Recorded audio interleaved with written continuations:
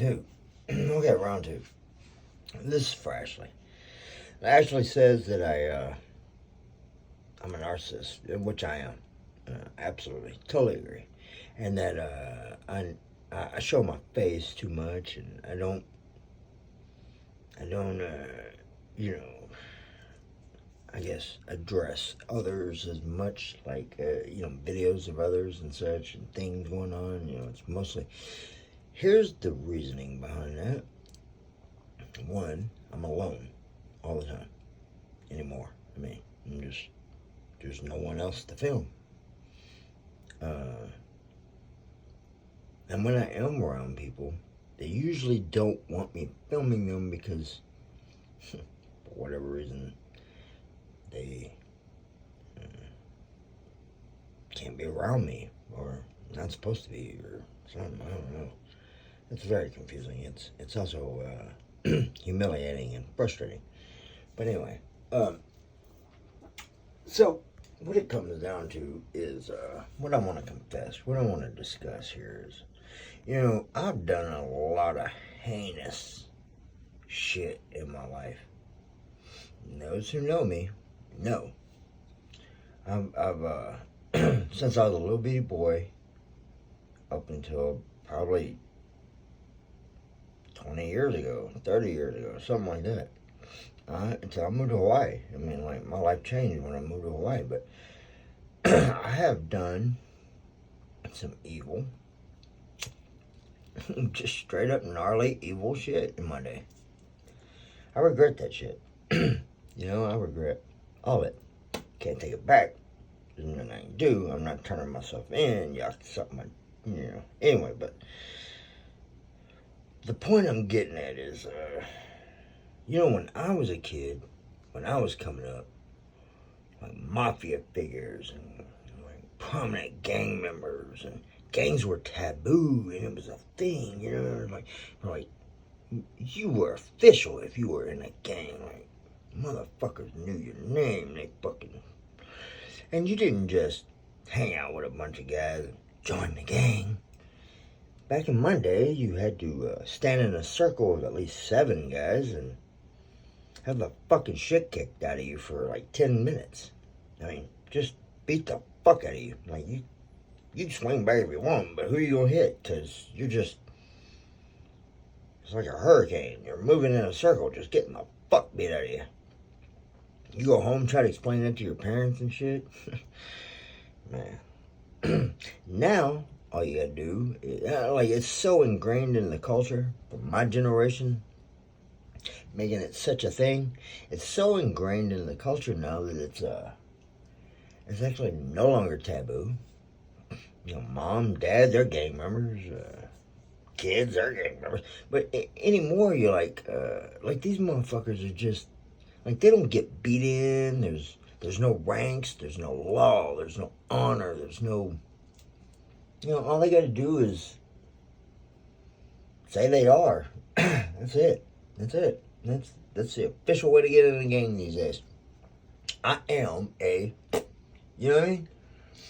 There used to be a code of conduct, and like we had all kind of shit. Like, it started at Pee Wee Scout and went up. The king, the princes, different princes. Anyway, but like so much, and now I run into these youngins, man. They're like, I'm part of that shit, man. What's up? I'm this, that, and that, and this. And I'm like, man, for real, who the fuck let your goofy ass in, man?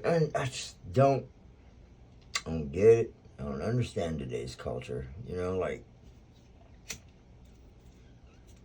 don't get it. I am smoking weed, by the way. But I don't get today's culture. I don't, like even Snoop Dogg, for example.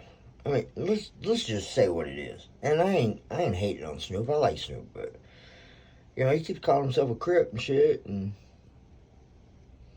like I'm sure he has receipts to prove it, but like, dog, you're damn near 60, man. Quit calling yourself a fuck crap, man. You ain't out there putting in work. You ain't out there doing dirt.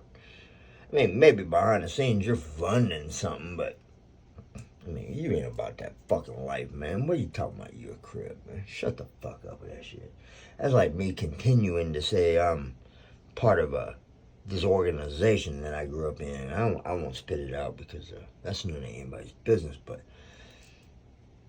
I mean, I am forever, it's not about being a member. It's about being a part. It's like a brotherhood. It's like an organization is what it is. And we're affiliated. We're tied. We're bonded by the fact that I was either in the circle or I was outside the circle beating the shit out of you.